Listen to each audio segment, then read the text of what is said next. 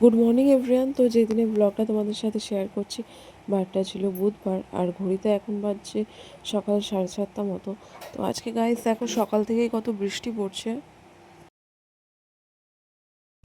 তো আমি এখন ফ্রেশ হয়ে নিয়েছি, এরপরে এখন চা খেয়ে নেব। তো এখনও অবধি দেখো গাইস একটুও বৃষ্টিটা থামেনি।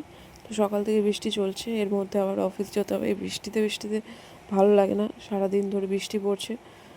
তো এখন আমি অফিস যাব বলে বেরিয়ে পড়েছি।